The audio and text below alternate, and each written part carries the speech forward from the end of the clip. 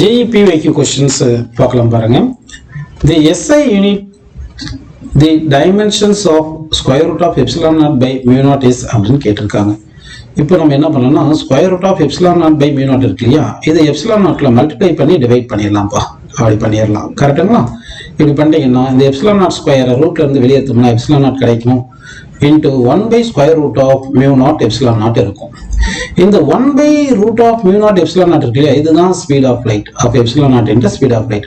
அப்போ epsilon naughtக்கு dimensional formula கண்டுபிடிக்கணும், speed of லைட்டுக்கு டைமென்ஷனல் ஃபார்முலா கண்டுபிடிக்கணும். கண்டுபிடிச்சிட்டு நம்ம சப்ஸ்டிட் பண்ணோம்னா நமக்கு ஆன்சர் கிடைச்சிடும். epsilon naughtக்கு டைமென்ஷனல் ஃபார்முலா கண்டுபிடிக்கணும் என்ன பண்ணணும், force is equal to 1 by 4 pi epsilon naught q1 q2, அதாவது q1 q2 டைமென்ஷன் சேம்னால q square by R square போட்டுட்டு இதுல இருந்து எப்சிலான் நாட் உடைய டைமென்ஷன் கண்டுபிடிக்கலாம். 4 பைக்கு டைமென்ஷன் கிடையாது. அப்போ எப்சிலான் நாட் டைமென்ஷன் வேணும்னா என்ன பண்ணிடலாம், q square by e of r square அப்படின்னு போட்டுக்கலாம். அப்போ epsilon naught equal to q என்னது, current is equal to charge by time, கரெக்ட்டுங்களா? அப்போ charge equal to current into time பா. அப்போ கரண்ட்டுக்கு வந்து ஏன்னு போட்டுட்டு டைமுக்கு டீன்னு போட்டுட்டு ஹோல் ஸ்கொயர் போட்டுக்குங்க. டிவைட் பை ஃபோர்ஸ்க்கு வந்து ml power 2 ml t power minus 2, கரெக்டுங்களா? அதாவது ஃபோர்ஸ்க்கு வந்து ml t பவர் மைனஸ் 2 வரும், ஆர்க்கு வந்து ஒரு l ஸ்கொயர் வரும். அப்போ என்ன வருது பாருங்க, இங்கே a பவர் 2 வருதுங்களா, a பவர் 2, இந்த m மேலே வந்துச்சுன்னா m power minus 1, l into l power 2 வந்து l பவர் மைனஸ் 3 வந்துடும் மேலே, t பவர் மைனஸ் 2 இங்கே p ஸ்கொயர் மேலே வருதுன்னா t பவர் 4. இதுதான் எப்சிலான் நாட்டுடைய டைமென்ஷன். அப்போ இதை சப்ஸ்டிட் பண்ணணும். அப்போ வந்து நம்ம எப்சிலான் நாட் பிளேஸில் இந்த வேல்யூவையும் ஸ்பீட் ஆஃப் லைட் பிளேஸில் lt பவர் மைனஸ் 1 சப்ஸ்டிட் பண்ணணும்ப்பா. அப்படி சப்ஸ்டிட் பண்ணீங்கன்னா அப்போ என்ன வரும் பாருங்க, கண்டிப்பாக a பவர் 2 இருக்கணும். அப்போ a பவர் 2 எங்கே இருக்குது, டி ஆப்ஷன் தான் இருக்குது, சரிங்களா? அடுத்து m பவர் மைனஸ் 1 இருக்குது, இங்கே l பவர் மைனஸ் 3யும் இங்கே ஒரு l சேர்ந்து l பவர் மைனஸ் 2, அடுத்து t பவர் 4 இங்கே t பவர் மைனஸ் 1 சேர்ந்தா t power 3. So option D correct. அப்போ என்ன பண்ணிடலாம், ஆப்ஷன் டி கரெக்ட்னு எடுத்துக்கலாம். அடுத்த கொஸ்டின் பாருங்க, L or C and V represent inductance, resistance, capacitance and voltage respectively. The dimension of L by R into C into V அப்படின்னு கேட்டிருக்காங்க. இப்போ C into V என்றது என்ன பார்த்தீங்கன்னா charge equal to C into V இப்போ. அப்போ சார்ஜுக்கு dimension current into time, அப்போ A into T போட்டுக்கலாம், அப்படி போட்டுக்கலாம். இப்போ L by R டைமென்ஷன் பார்த்தீங்கன்னா EMF ஈக்குவல் டு L அதாவது L di by dt, di by dt I by T னே போட்டுக்குங்க. ஓகே, டைமென்ஷன் தானே போறோம். இஎம்எஃப் ஓம்ஸ்னால ஐ இன்டு ரெசிஸ்டன்ஸ் ஆர்னு போட்டீங்கன்னா that is equal L into I by டின்னு வந்துருதா, ஐ கேன்சல். அப்போ எல் பை ஆருக்கு என்ன வருது பாருங்க, எல் பை ஆருக்கு வந்து டைம், அதாவது டைம் கான்ஸ்டன்ட் அப்படின்னு வருது.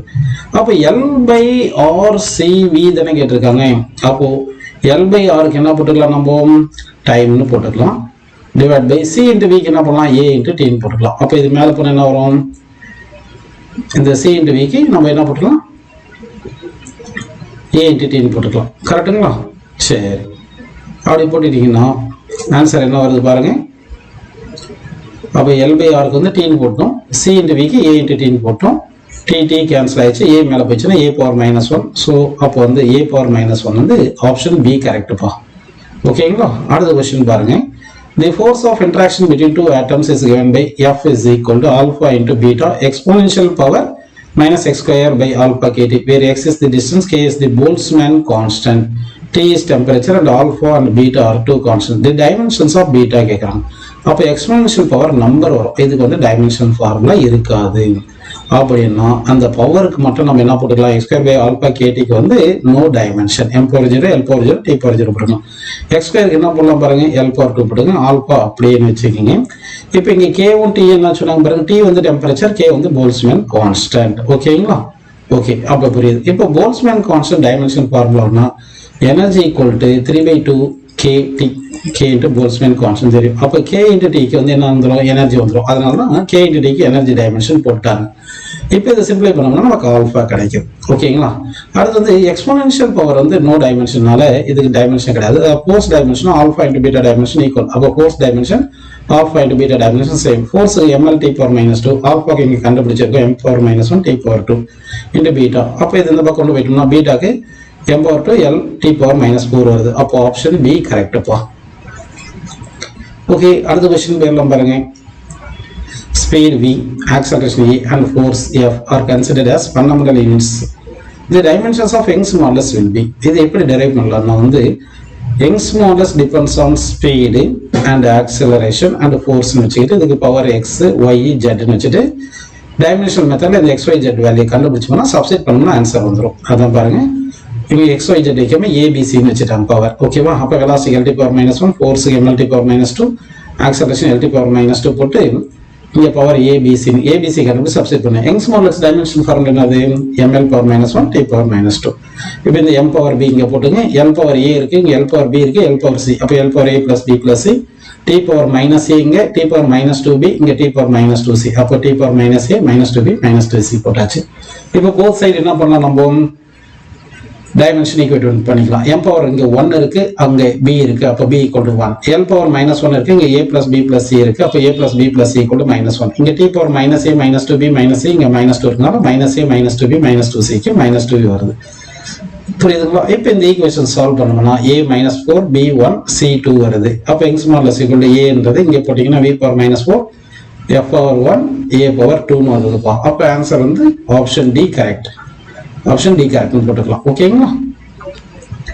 அடுத்த क्वेश्चन பாருங்க. A quantity f is given by f is equal to square root of h c power 5 g, where c is the speed of light, g universal gravitational constant and h is the Planck constant. Determine the f அப்படின்றாங்க. இப்போ h வந்து energy = h into frequency போட்டீங்கன்னா h is equal to energy by frequency னு போட்டுட்டீங்கன்னா energy வந்து ml power 2 t power -2, frequency -t power -1 அப்படி போட்டீங்கன்னா அப்ப ml power 2 t power -1 அப்படின்னு h வந்தது.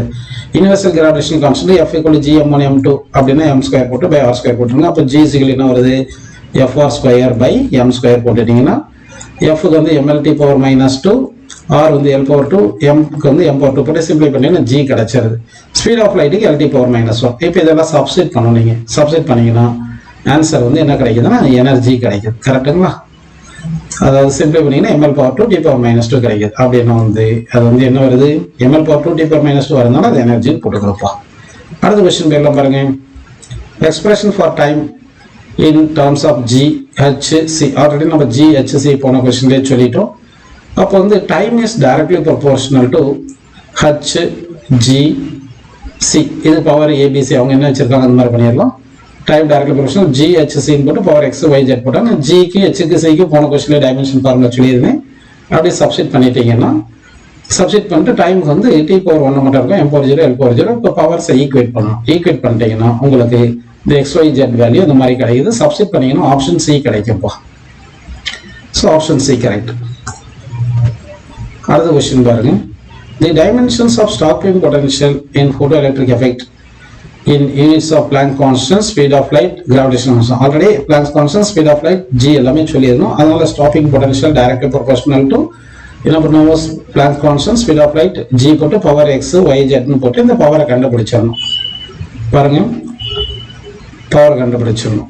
ஓகேங்களா? Planck's constant h சொல்லியிருக்காங்க, speed of light, universal gravitational constant, அடுத்து கரண்ட்டும் சொல்லியிருக்காங்க. அப்போ எல்லாமே போட்டுட்டு எக்ஸ் ஒய் ஜெட் ஆர்னு போட்டு இதை சிம்பிளை பண்ணி சால்வ் பண்ணிடணும். ஓகேங்களா? அப்போ சால்வ் பண்ணால் நமக்கு ஆன்சர் கிடச்சிரும். ஸோ இந்த ஆப்ஷன் எதுலையும் காணும், அதனால தான் நன்னு கொடுத்துருக்காங்க. ஓகேங்களா? அடுத்து பாருங்க. The dimensions of d² by 2μ0. ஆக்சுவலாக இது வந்து எனர்ஜி டென்சிட்டி. எனர்ஜி டென்சிட்டி என்னென்னது? இது வந்து எனர்ஜி டென்சிட்டிப்பா. அப்போ எனர்ஜி பை வால்யூம். எனர்ஜிக்கு என்ன formula? ml power 2 t power -2 divided by l cube. அப்போ சால்வ் பண்ணால் ml power -1 t power -2. கரெக்டுங்களா? அப்போ ml power -1 ஏன்னா l ஸ்கொயர் l cube அடிச்சா l மேலே தான் l power -1 வரும்.